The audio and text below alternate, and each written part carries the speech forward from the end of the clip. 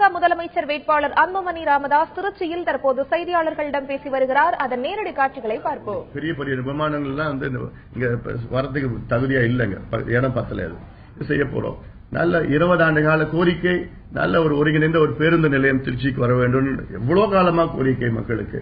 ஆனா இதுல என்னன்னா 2 கட்சியும் அரசியல் காரணத்துக்காக தான் இதை தள்ளி வச்சிட்டு இருக்காங்க. காரணம் இவங்க திமுக வந்தாங்கன்னா அவங்களுடைய நிலம், அவங்க சார்ந்தவர்கள் நிலம் வாங்கியிருக்காங்க, அங்கதான் பஸ் ஸ்டாண்ட் வரணும். அண்ணா திமுக வந்தாங்கன்னா அவங்க சார்ந்தவங்க நிலம் வச்சிருக்காங்க, அங்கதான் பஸ் ஸ்டாண்ட் வரணும்னு இந்த 2 கட்சிக்கும் சண்டை போட்டுட்டு பொதுமக்களுக்கு பாதிப்பு இருக்குது. அதனால இது நல்ல ஒரு இடத்தை தேர்வு பண்ணி நல்ல ஒருங்கிணைந்த பேருந்து நிலையம் திருச்சிக்கு வந்து 2 ring road, inner ring road, outer ring road நாங்க போட்டோம். ஏன்னா எல்லாம் அவ்வளவு டிராபிக் உள்ள வந்துட்டு போறது மிகப்பெரிய நெரிசலா இருக்குதா இல்ல. அதனால இது செய்யல, நிச்சயமா நாங்க செய்ய போறோம்.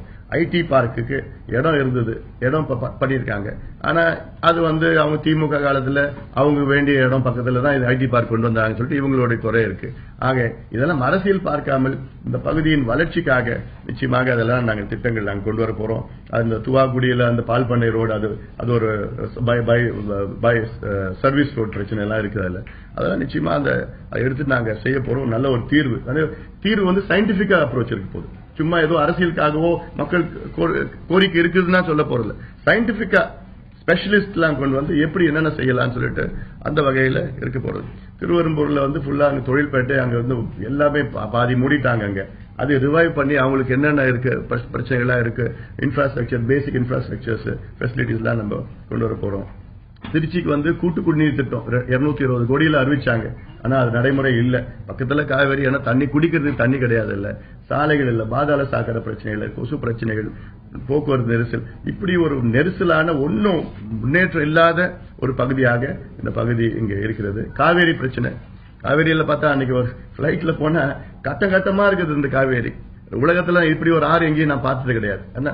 ஸ்கொயரா பாக்ஸா போட்டு வச்சுக்கிறான். கிலோமீட்டர் கணக்குல பாக்ஸா இருக்குது.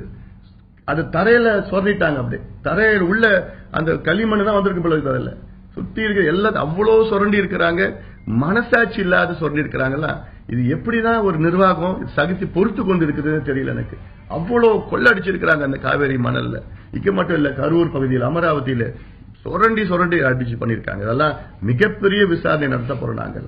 இதெல்லாம் நல்ல நேர்மையான நீதிபதிகளை வைத்து நீதி விசாரணை, ஜுடிஷியல் என்கொயரி, ஒவ்வொரு துறைக்கும் ஜுடிஷியல் யார் உடந்த அரசியல்வாதிகளே, அதிகாரிகளா, கீழ் மட்டத்தில் யார் தயவு தாட்சம் இல்லாம நடவடிக்கை எடுக்க போறோம். இது உறுதியா நாங்க செய்ய போறோம். நாங்க இது மட்டும் இல்ல, கிரனைட் கொள்ளையில இருந்து எல்லாம் என்னென்ன கொள்ளை நடக்கிறோம். இதுல மின்சாரத்துறையை பார்த்திருப்பீங்க நீங்க.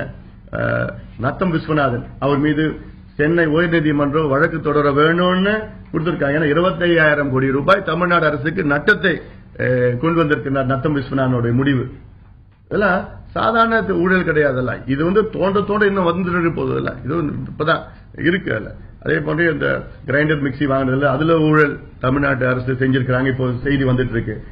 தொடர்ந்து இப்போ அது தோணுன்னா வச்சுக்க, இமாலய அளவுல ஊழல். என்ன அமித்ஷா தேசிய தலைவர், பிஜேபி தேசிய தலைவர் சொல்லியிருக்காரு, இதுதான் ஜெயலலிதா அரசாங்கம் தான் இந்தியாவிலே அதிக ஊழல் செய்கின்ற அரசாங்கம் சொல்லிட்டு இருக்காரு.